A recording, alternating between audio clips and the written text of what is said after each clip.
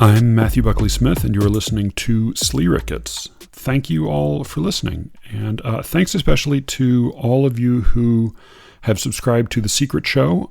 We continue to get new subscribers, and I think people are really enjoying it. I've gotten a lot of really good responses to the most recent episode. So there are now 4 Secret Show episodes up there, along with episode 55 that got pulled from the main feed. And I'm actually going to be putting out the second half of today's conversation as a Secret Show episode in the next week or so.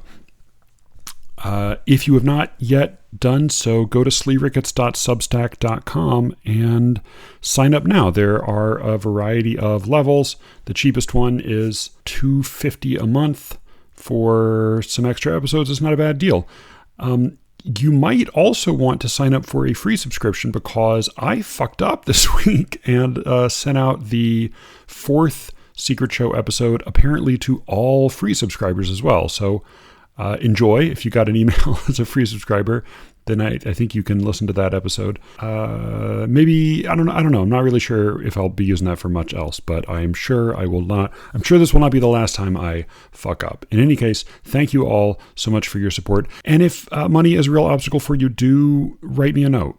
We will work something out. If you are not interested in The Secret Show right now, just take a moment, if you would, sometime this week to recommend the main feed, Slee Rickets, to somebody you think might like it. We really do, word really spreads person by person. I mean, that seems to be the main way we gain new listeners. And there's a poetry conference this past week, and I think I heard from a few people, so I think there was a little bit of one-to-one recommendation going on. I'm grateful for all of that, and I hope you continue to enjoy the show, and you continue to I hope it's something that you can enjoy arguing about with your friends. That is certainly what I do with my friends who listen and argue with me about it. Speaking of which, I am right now setting up an AMA, an Ask Me Anything episode with Alice and Brian and me all together.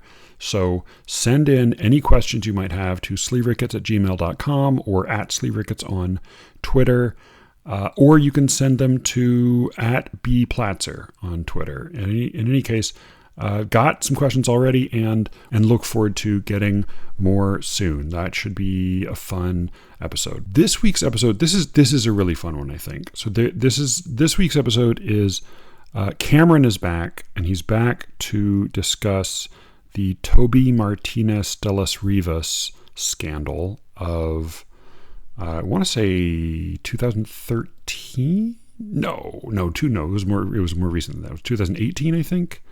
But it was a big, ugly scandal. It involves some really, really bad reading, some really bad close reading on the part of a British critic that ended up setting off a little bit of a storm. It's a fun controversy. There's a lot of poor decisions, a lot of poor poetry and poetry adjacent decisions made all around, and some interesting poetry. That's the conversation today. I ended up speaking with Cameron, who is an incorrigible night owl, for another hour and a half or so. So I'm going to be releasing the rest of our conversation, which is pretty good. We talk about conservatives and poetry. We talk about the differences in our tastes and what's missing from formal poetry today, and a really juicily dumb article that Cameron found in The Guardian all about spoken word poetry, British spoken word poetry in this case. In any case, it's a fun conversation. I will release that on the Secret Show feed soon, and then another little sort of throwaway episode I recorded with Alice and my wife that is extra silly. Thank you all again. And by the way, the conversation coming up with Cameron, his audio is a little rough right now, but I am proud to say that with all of your support, we have made our very first official Secret Show budget purchase, and we've gotten Cameron a decent mic. So next time we speak, we've actually already planned a really good episode coming up. Next time we speak, he should sound a lot smoother and warmer and easier on the ears. But in any case, Thank you all again. And here is my conversation with Cameron Clark, all about the Martinez Debarkle.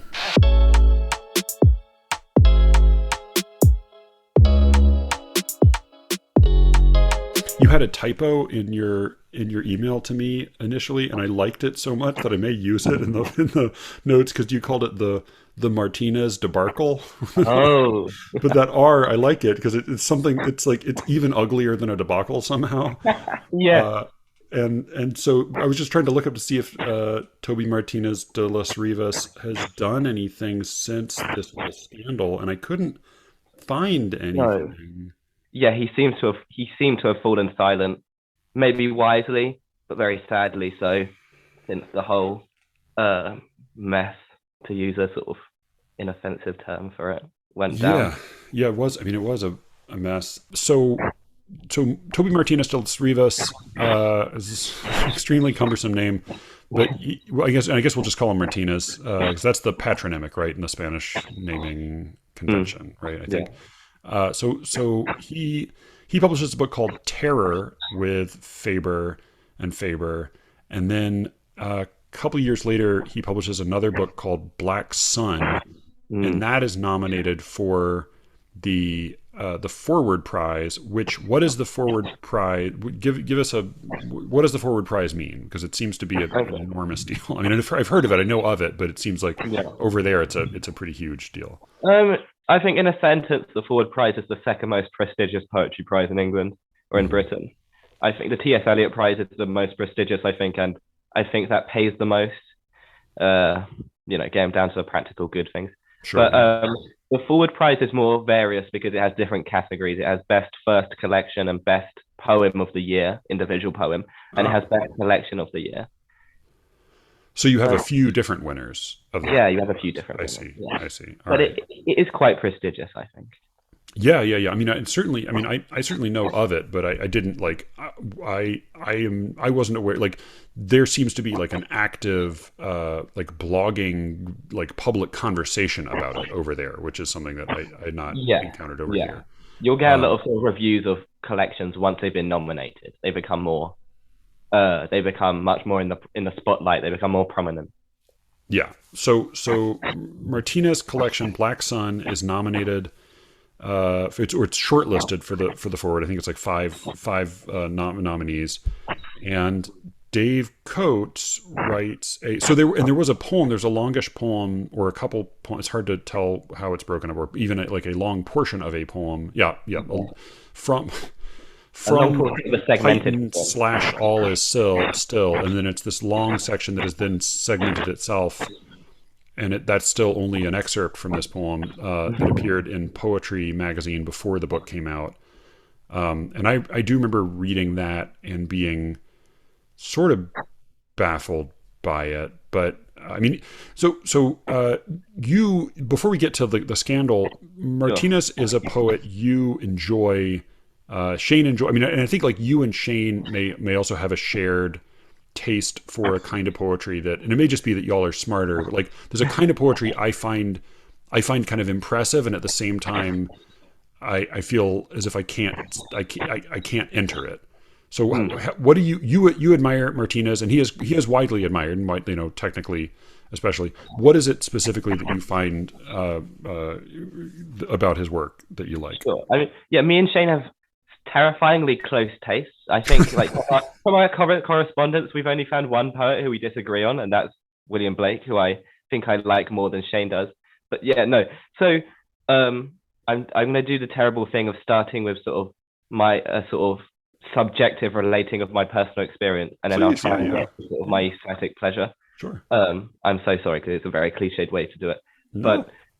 but so I came across Martinez probably in 2020, around a similar time when I came across Ishon Hutchinson.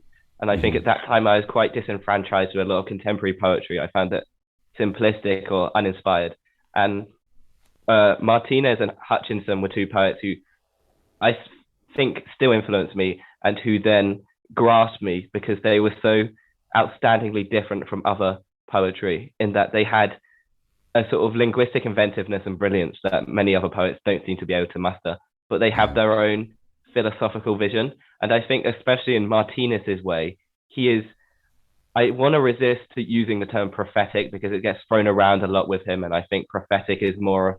I don't think how you can judge something whether it's prophetic until 100 years later, but he has a sort of, until it's prophesied something. yeah, exactly. Yeah. But he has a deep philosophical outlook and a pitch of voice that can at times come out as mannered or stilted, but other times can come out as sort of masterfully different or masterfully oracular that not many other poetry seems to be either. Not many other poets either seem to be able to do or seem to be interested in doing it.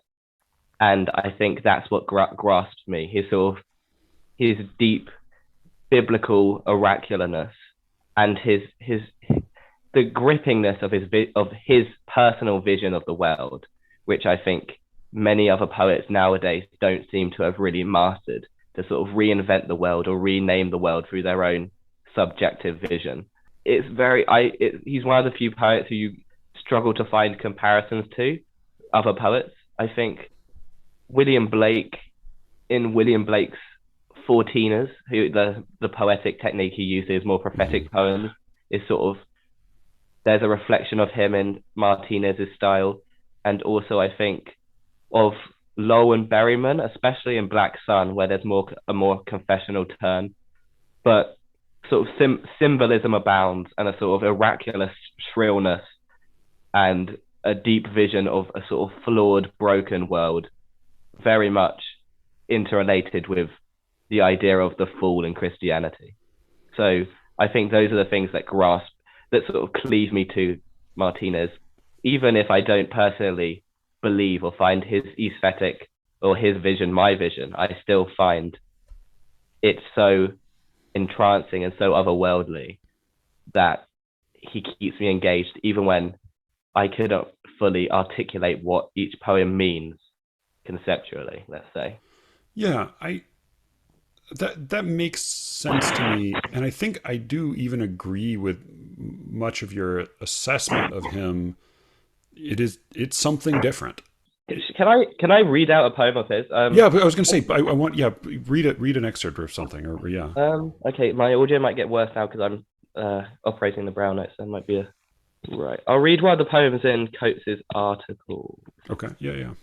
So I think it's quite a good example.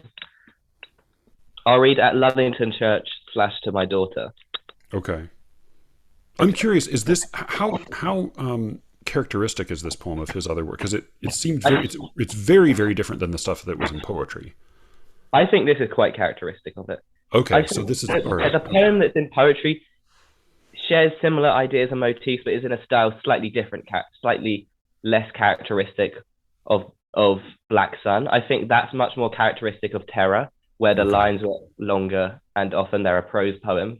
This poem, which is a partially metered and half-rhymed sonnet with a 15th line, is much more characteristic of sort of the almost iambic pentameter that a lot of poems of Black Sun seem to be reaching after. Okay. And I just think the voice and the oracularness of the voice and the vision in this poem, I think, are quite strikingly characteristic of Martinez on a whole. Okay, ready? Yeah. Okay, so this is At Luddington Church to my daughter. In my kingdom it is winter forever. The snow falls and there is no time nor day, no distinction between things, no compare, no flaw to taint our rudimentary clay. The falcon has flown away with history, the bullfinch sheathed in ice and snow, the bare branch shall never know its May, nor husband teach the vanity of despair. Nothing disturbs its peaceful sleep, no dream of life, no hope, no falsifying dawn alleviate the blank space within the frame, no words to speak, no beauty to adorn, until she wakes and finds herself alone. You are her rock, Lord, you are stone, lully, lully, lully, lully. And I think, at least in the copy I have, it's you are your rock, Lord, Lord, you are stone. Oh yeah, sorry. You are a rock lord. Lord, you are stone. There you go. Yeah, sorry. Lali lale, lali lale. Yeah. Yeah. I mean, this is certainly more approachable and has the charms of song. That little lali lale. I mean, it does sound, as well as some of those like iconic natural images, takes me back a little bit to some Middle English poetry. But what yeah, so I mean, I find it doesn't blow my mind, but I see that it's good. I see that it's well done, and I see that, and I think you're right that he is reaching after something that I don't see people reaching after much.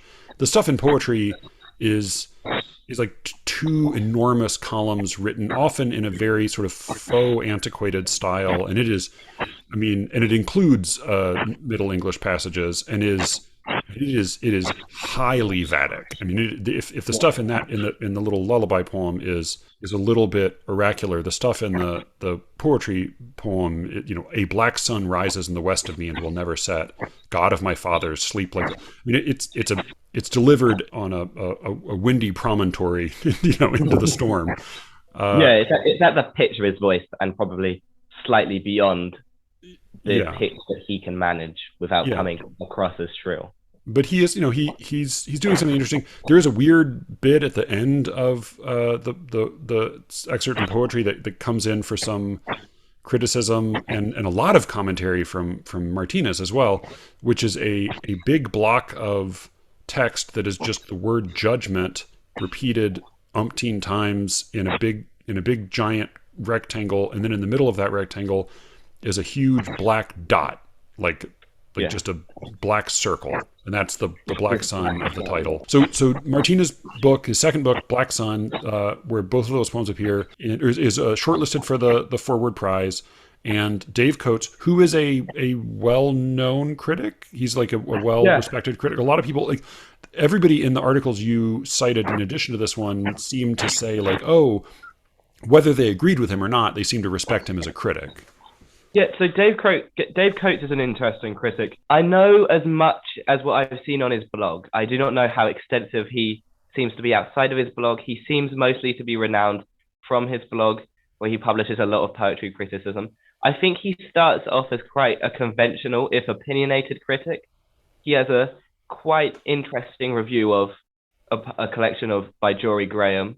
He doesn't like Graham. He finds her sort of a philosopher writing badly made prosaic pieces of false revelation. And to be fair, I think he reviews one of Graham's worst collections. I think Graham is a very patchy poet who is both can be better than most everyone else writing nowadays when she tries, but worse than a lot of people when she doesn't try, and she doesn't seem to try for me quite a lot. Wow. But he starts off with that. He moves as his sort of career as a reviewer goes on into a more sort of political commentator. I feel unjust using the term political. I feel like I'm in some way minimalizing his contribution, but he moves into a commentator on how the poetry world deals with, say, poets of color, poets from, to use the cliched phrase, underrepresented backgrounds. Sure. And he publishes quite an influential study of how many non-white poets are being reviewed in magazines, which, as I'm sure you can predict, does not have very positive results in the study. Yeah.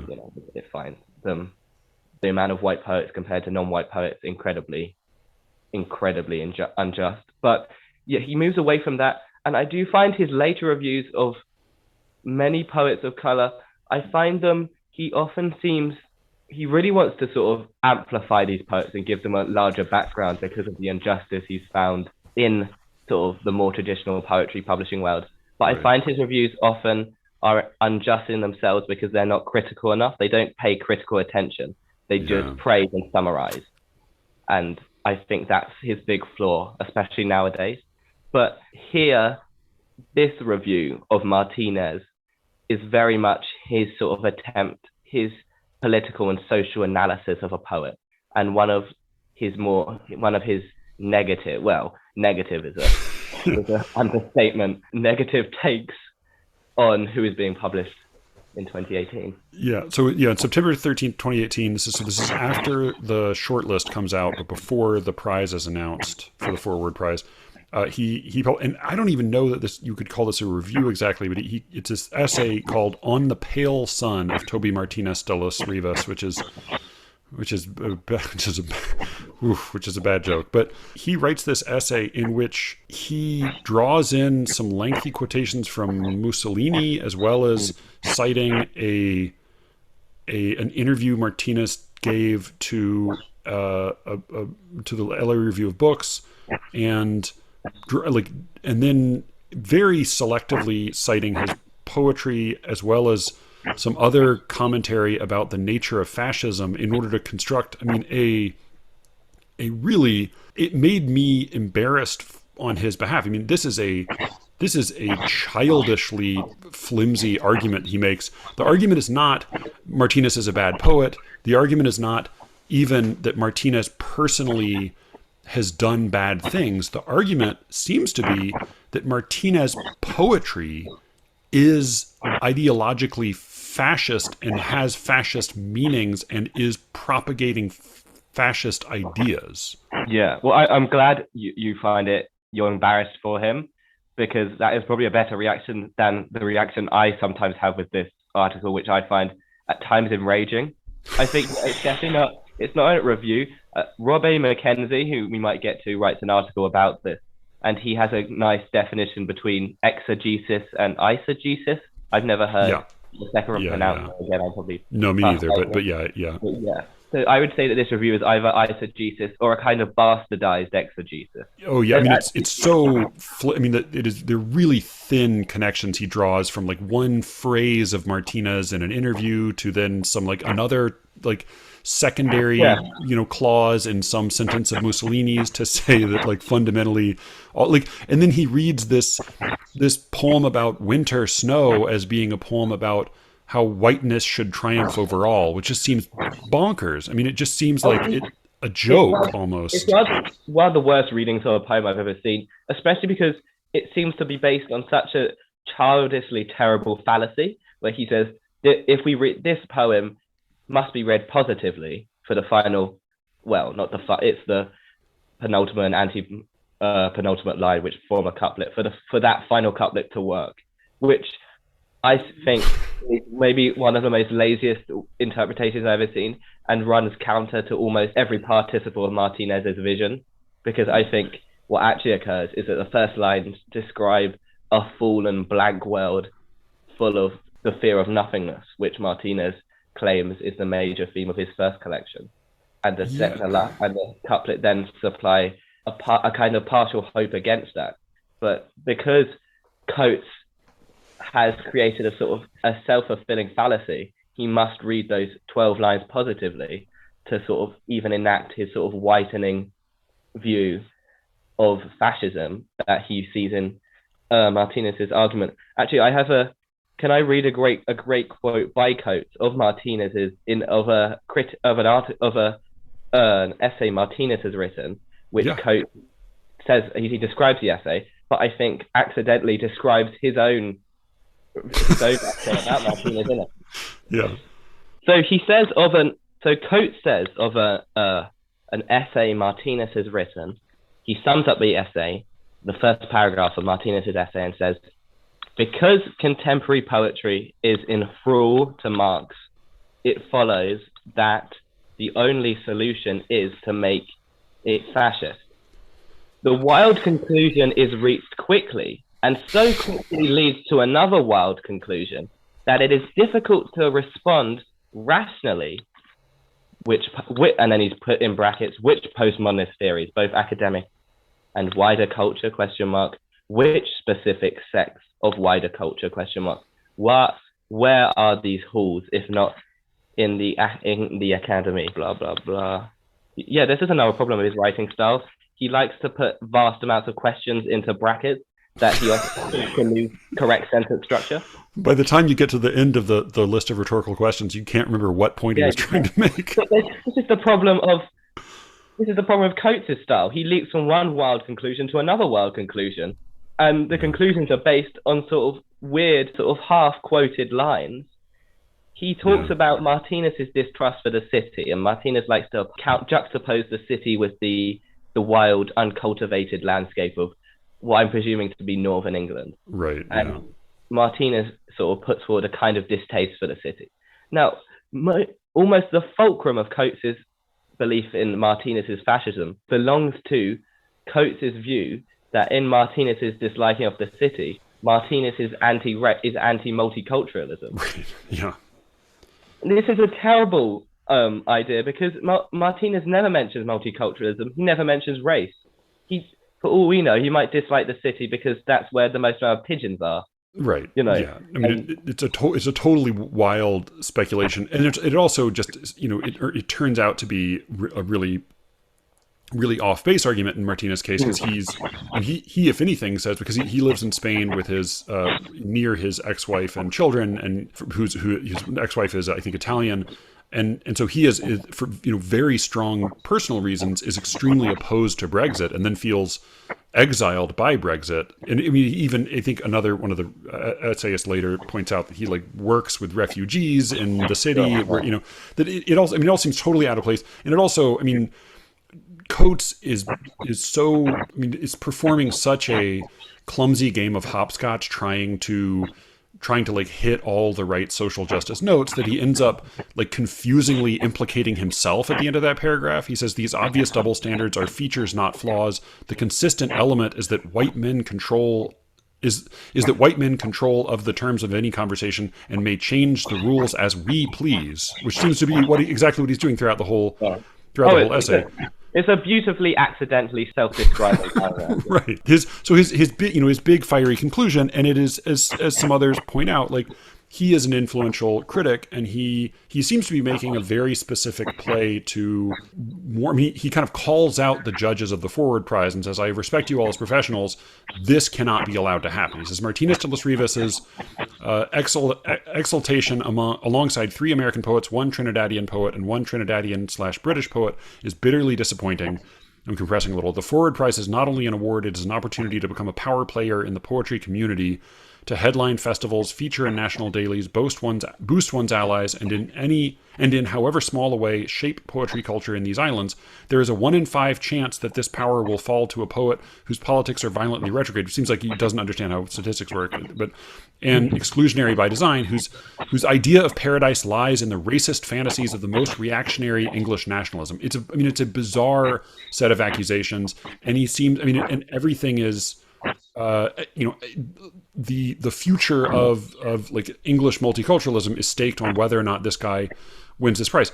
I will note that just on a visual level, and I realized when I looked at so Faber has a standard cover design for not all of its books, but a lot of its poetry books that I really like, which is a single solid color with the writer's name printed in large letters in one color, and then the title of the book printed in large letters in a different color. So these sort of big solid blocks of color. It's very clean. Most poetry books are a little busy looking, so I quite favor this. In Terror, the main color of the book, the field of the book, is black, and then either the title of the book is, I think the title of the book is white and his name is red or something. For Black Sun, it made me feel sympathy for my brother, who accused the logo he designed for Sleek Records of looking fascist. The cover of Black Sun is bright red, within most of the letters are in white, and then the letters, the name of the book are in black, and it does really strikingly. I mean, as somebody pointed out, it's almost as if Faber is winking at accusations that he might be called fascist. It's so I'm assuming accidentally evocative of Nazi iconography, but it just seems like a crazy.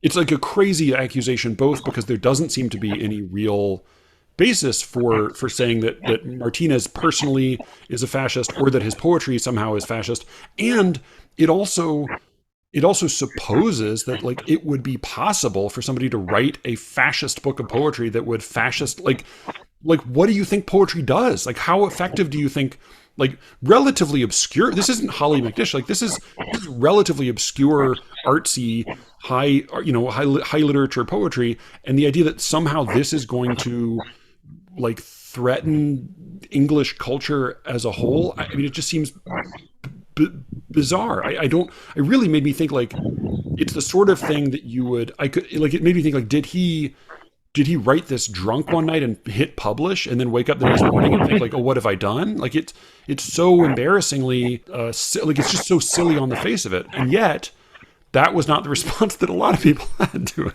Yeah, no, just before we go into the response, I'd just like to add, for me, what I read underneath this sort of skin of fascist accusation is sort of the need to eliminate the other political side. So Coates, I think it's safe to say is a progressive thinker and a progressive critic.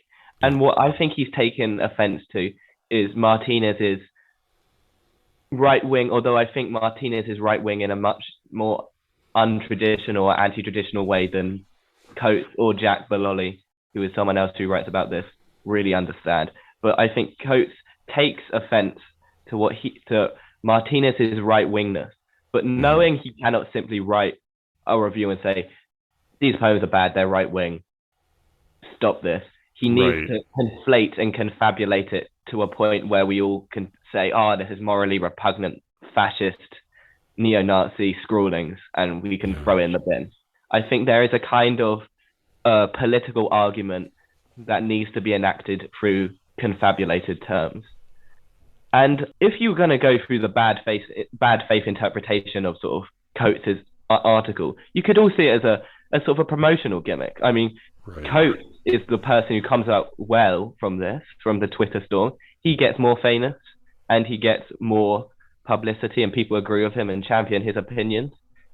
And I think you could have a bad faith interpretation of that. Obviously, I'm not saying I'm not trying to assume I'm not trying to say that was his intention, but this article is terrible, childish, demonstrates a terrible ability to close read, and I think is just a fantasy and a fever dream writ large. Yeah, I mean, it certainly does not seem to be, as you said, one of the other writers, you sent me a slew of essays about this, and one of the other critics says that he's not really close reading the text itself. And that feels overgenerous only in so far as like he doesn't even seem to be trying to read the text. He's reading his own text. Right. I mean, he has a very specific and baffling agenda.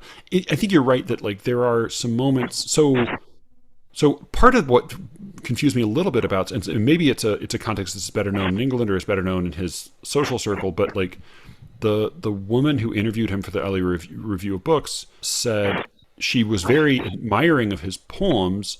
She said, "Are we talking about Martinez here, not Coates?" Yeah, Martinez was interviewed in the LA Review of Books, and just briefly, because Coates does cite that interview. I forget where it was. Somewhere in here, she says like he has a different ideological perspective than she has, and then he has a few kind of oblique statements about how you might detect traces of monarchism or Anglicanism in my text, but that seems like a statement that means almost nothing about his personal politics. I mean, I gather that like maybe he's sort of on the conservative end of the spectrum, but overall it just seems like he's yet another poetry weirdo who doesn't have very smart things to say about politics, which like most lefties don't either. It's just that like most poets are lefties who don't have very smart things to say about politics, and he's maybe right of center, but like again, he's just like another poetry weirdo. Like it made me wonder, like, was there some previous incident that like established where he like voted for somebody in particular that got people angry, or he like showed up at a UKIP rally or something? Like, is there some other context that established him personally as being what do y'all call them, Tories? Yeah, Tory. Yeah. Is that there is nothing that I know of. I think you should probably take it against the political background of the time, which is a post-Brexit Britain, right? Yeah, an incredibly incompetent conservative government, which we still have. But he strongly opposes Brexit. Yeah, he does. But I think readers in England are very attuned and sort of the traditional reader of poetry in England, and I say there is no individual reader, so I may be self-hypocrite, but the idea of a reader in England is normally going to be a left-wing minor intellectual. Sure, and I think those people are very attuned to any sort of right-wing theme or ideal they can catch in a work, and then they can then denounce. So I think that is a kind of guarding that he's trying to enact there. He's trying to guard himself from sort of the feel of political distrust and political anger that was so prevalent at the time, and it's still prevalent now. Sure. Well, I mean, maybe that's it, because both the woman who interviewed him for the LA Review of Books, Lucy Mercer, and Dave Coates, they're both. Well, I don't know if she is English, but she lives in London, so I'm assuming they're both English as well. So I just didn't know if like there were dog whistles that he was. Coates might be Scottish, I think. Oh, Scottish. Okay. All right. Yeah, don't want to make that mistake. Yeah. But they all live in the UK, and so they're more sensitive to the particular cues of, because I mean, like there's certainly plenty of things that in an American context one might say that outside of that you might not recognize as being signals of one's political leanings. So I don't know if there was something that Martinez has said that just went over my head because I'm an American, that meant more than to other Brits than it would have meant to me. But like, in England, there's a massive obsession with what is termed the metropolitan elite. Okay. The sort of a left-wing class of softly middle-class, softly left-wing individuals who live in cities and who are sort of the armchair intellectuals of the day. Right. So like in the US we would say coastal elites. Yeah, sure. So that like even the fact that he might like refer to that or complain about that suggests that he's a little right-wing. Okay. I'm sad to say, but even the fact that he might write about sort of the north of England or the countryside in a time when a lot of poetry is urbanizing and urban, and he doesn't write about, and he isn't, say, that if a woman of color writes about, say, the countryside in England, people are going to assume, this is a radical left-wing take on sort of the right-wing, bland, nostalgic, pastoral tradition. I'm not saying this is good. I'm just saying this is what will probably happen in, say, a bland, cliched journal like The Guardian.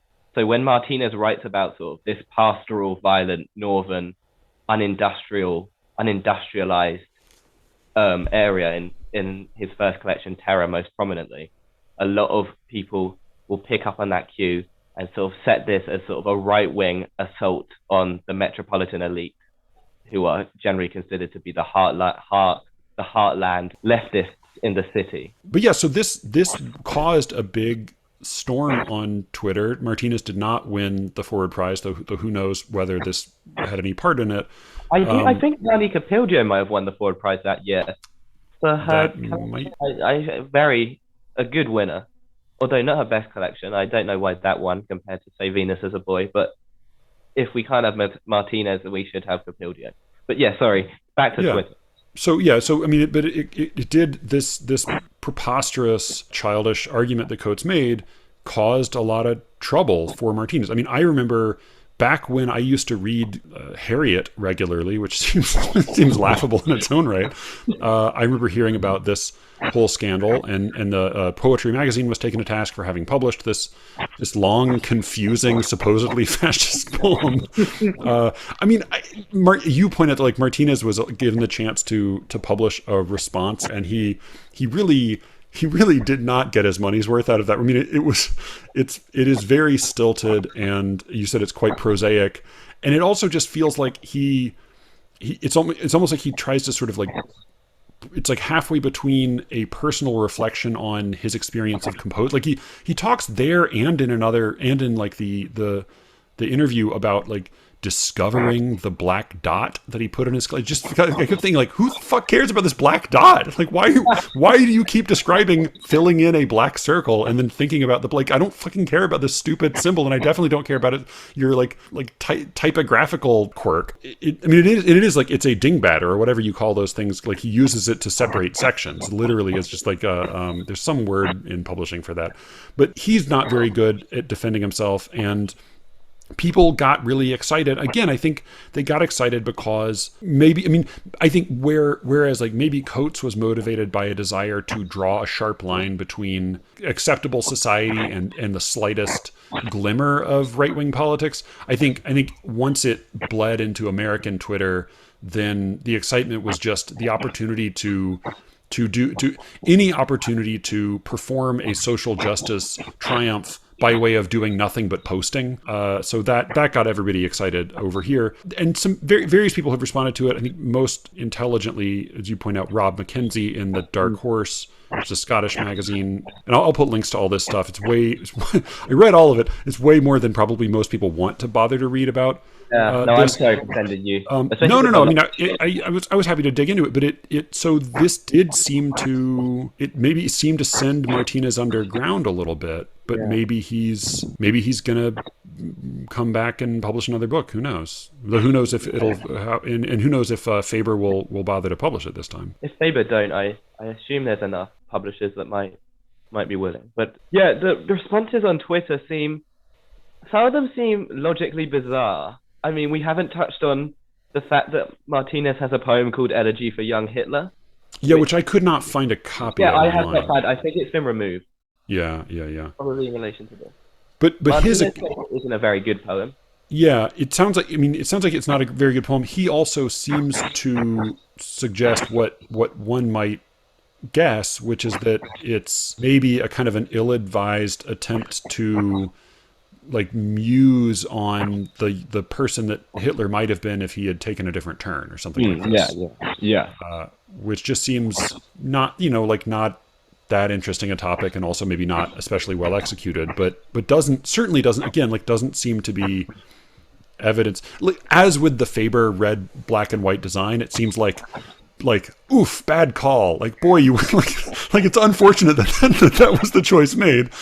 Too bad that you published a Hitler poem, but like it certainly doesn't seem to be damning in any way. I mean, Mackenzie produces some great tweets that just seem so okay, fine, stupid.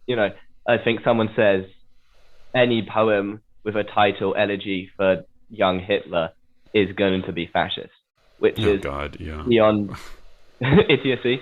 Once Mackenzie himself published the article in the Dark Horse, someone put on Twitter, "Oh, so we're supposed to believe the opinions of an old white man now, are we?" Which is hilarious, because instead of believing the opinions of an old white man, they're believing the opinions of a slightly younger white man, which is fantastic. But this is more proof, if there needs to be proof, that you really shouldn't go on Twitter. Oh, and then there is a symbol sometimes called the Black Sun, although apparently that was only that name only emerged like 50 years after the Third Reich ended. But there's an obscure symbol from Himmler's castle that's a variation on like the SS rune double zig. It doesn't look at all like a black circle, but it's sort of like a big, clumsy, creepy looking, spidery Nazi sun, and that's a symbol that Nazis have used at different times. So here's the thought I do have is Martinez says that he wrote Black Sun, the poem or the whatever, and he came up with the symbol, and then he later learned that it was also the name for this other symbol that looks very different, that was literally an SS insignia. The question I have, because he said, "Oh, well, I thought that was an unfortunate coincidence," but just like at a certain point, like it made me think, like, all right, guy, like I believe you're not a Nazi, but like help yourself out a little bit, make a few different choices, like at least drop like something, like tell them like let's go with a blue cover for this, like something, like just don't lean into every possible implication that you're secretly some fascist. It's so preposterous, but it also seems like he's like Mr. Magooing his way into seeming like a fascist. I think it's another beautiful example of how poets can have talent or genius depending on who you are, and very little common sense. Oh God, yeah, it does seem that way. It also, so the question I have for you, because he does seem very bumbling as a person, even if he's talented as a poet, and again, it just like the claims that he's a fascist are so ridiculous. But the other thing that puts me off a little bit as a reader is that he seems quite humorless, and maybe like if I read more of his poetry I would see more, but like in the interviews he's incredibly self-serious, and in the poems I've read he seems there seems to be no glimmer of levity or wit or irony. It just seems like he's bearing down and clenching his teeth as tight as he can the whole time. There are some early humorous poems written in a sort of dialect that maybe is a sort of Yorkshire dialect, but I don't know, so I don't want to say that confidently. And tell our dumb Americans what a Yorkshire dialect would mean or be. Well, so Yorkshire is a county in England in the north. How do I explain a Yorkshire dialect without trying to do a Yorkshire dialect? So a Yorkshire dialect would be a kind of imitation of that accent, which is a sort of thick soup of vowels that often has strong concentration of sort of consonants and T's. There's sort of a very sort of hilarious stereotypical argument between Southerners and Northerners in England about how you pronounce grass. So Southerners will say grass with a sort of AR, and Northerners will say grass with sort of with no R, no sonic R in there. And wait, grass like the green stuff that grows in the ground? Yeah. They'll say it with no R? Yeah, so a Southerner will say grass, right? Right. And a Northerner will say grass. Oh, like they say it with a short A? Yeah. Okay, they say it like Americans. Yeah. Yeah. All right. There is then. So, but Yorkshire. But it's the association is a working class kind of accent. Yeah, a sort of working class, more pastoral dialect. Right, and that's his background. Yes, I believe so, or near Yorkshire. I don't want to say that confidently. So I'd probably got it wrong. But now that we've insulted all the Yorkshiremen out there as well as everyone else. We move on to like the Scottish or the Welsh. No, he has some poems in an early Faber pamphlet that sort of, I think, take the piss a little bit out of his pretentiousness. But okay. I haven't managed to get my hands on this pamphlet, and he appears to have sort of erased these poems from any of these collections. So he has doubled down on the high visionary, quote-unquote, prophetic quality of the poet persona in his two full-length collections. So I think you are right to say there is little humor in them. And maybe it's because of my age, but I guess I've never massively been interested in humorous poetry, although if a poet is humorous and serious and complex, that is obviously an advantage. But I've never, it hasn't stopped me from appreciating poets if they seem too self-serious. For instance, I love a lot of Hart Crane, but Hart Crane can be self-serious and pretentious. Oh man, so serious. Yeah, and I have a hard time with Hart Crane. Yeah, I think you're right. Like light verse proper really does not interest me. Like I really find very seldom do I read what you could call light verse and think like, oh, good, I'm glad I read that. Like there's some Ogden Nash has a couple classics, but no, I mean I think for me though, humor is like.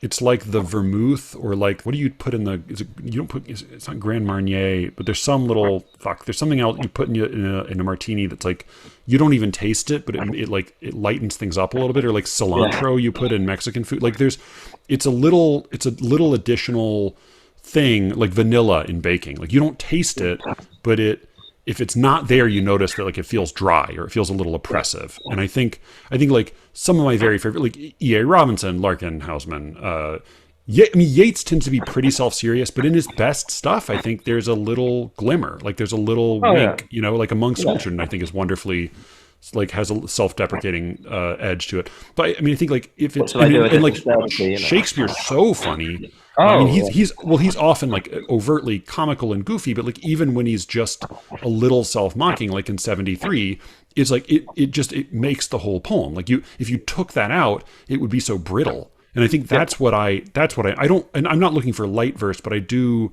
want a little bit of that lubricant or whatever you want to call it. It needs. I think sorry, go ahead. Parts of Robert Lowell and large amounts of Weldon Keys seem to me a style that Martinez specifically could learn from in a way of injecting humor. Yeah, because they have this sort of dry, blade-like irony. Right. I think Martinez would certainly enliven and sort of not sweeten, but certainly salt or vanilla his style, right? Yeah.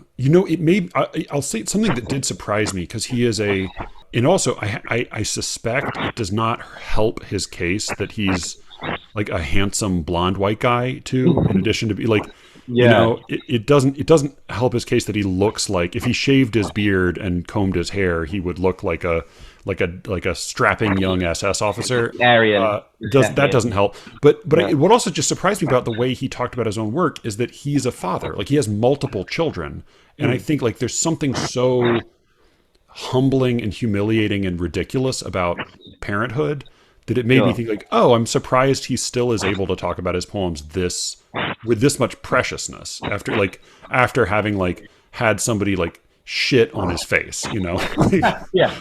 But I think there's also sort of a certain urgency. I think there is a sort of certain urgency and rawness that he wants in his poems for his children. His children recur a lot in his poems.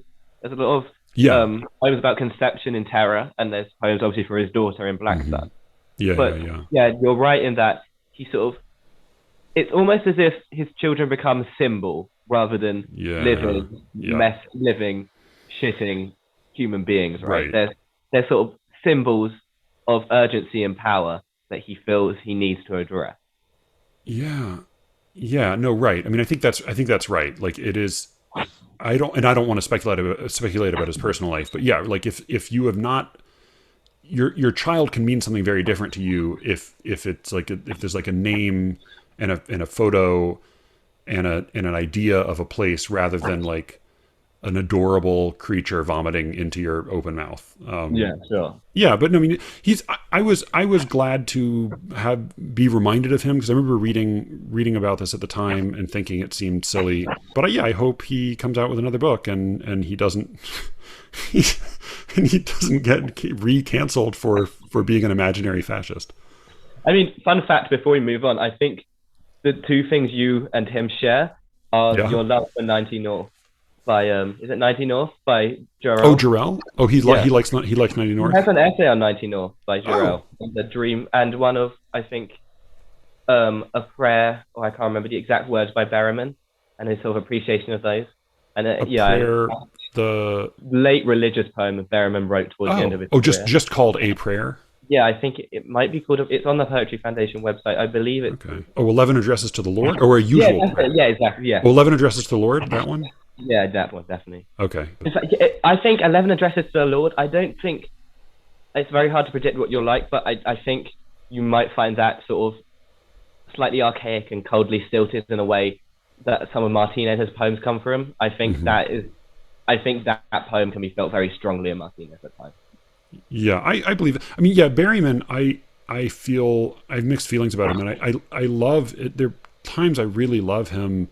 There are also times when he's so grandiose and self-regarding and seems to be just like the homage to Mistress Bradstreet. I find very impressive, and it's like I'm always glad to spend time and read it. But it does seem like you feel him straining to be weird at times. It feels like, all right, just settle down a little bit. I think sort of Martinez and Berriman, and not to sort of grandiose myself, but probably me, share those problems when we approach them. That's and I'd say like it's most forgivable in your case. Like you have plenty of time to be weird.